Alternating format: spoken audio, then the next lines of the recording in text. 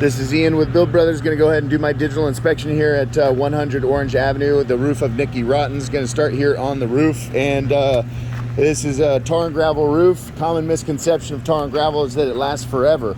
But it only came with a 10-year warranty and maybe a 15-year life expectancy. Flat roofs always have a challenge with ponding water. Anywhere where we see this dark area, that's an area that has a whole bunch of ponding water accumulating. Let's start with some of the good things. So this, what we call coping metal, or the cap over the parapet wall, actually appears to be in really good shape.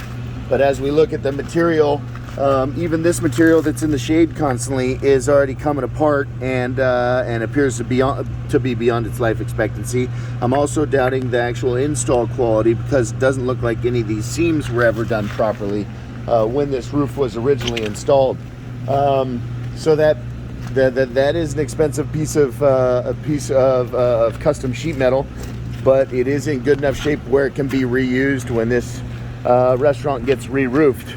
Restaurants are always very hard on roofs with the amount of grease and potentially chemicals and things like that the ventilation systems create up here. And then there's always service that needs to be done, which creates foot traffic and that type of thing. And then it looks like probably City of Coronado requires these silly white things be put around the air conditioning structures.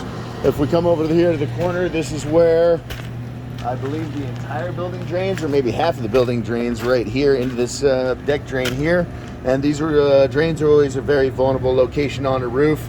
Doesn't look like it's actually leaking in this area, but what I really wanted to point out is there is already 3 layers on this roof. There's the top one, a middle one, and then a green one underneath.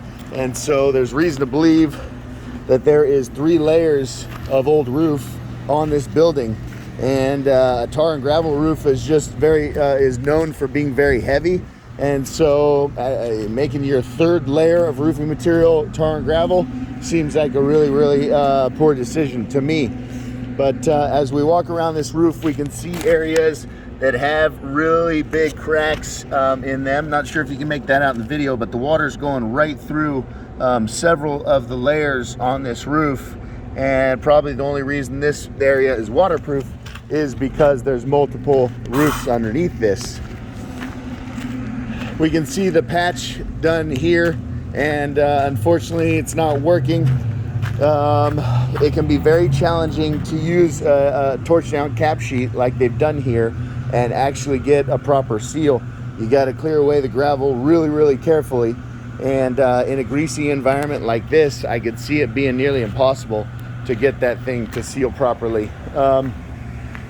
You can see just how much moisture this roof holds. It's growing weeds, and so tar and gravel does a good job of hiding the big ugly ponding areas that happen on flat roofs, but doesn't mean that the moisture is not there.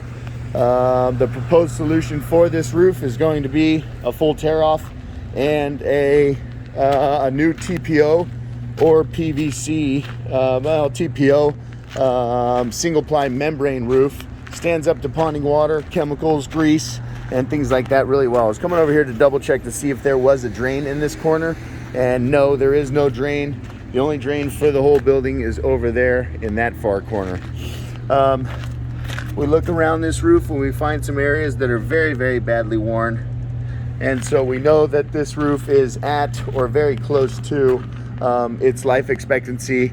And just by the amount of stuff up here, I know that it's had a lot of foot traffic and a lot of just a lot of challenges up here to work with.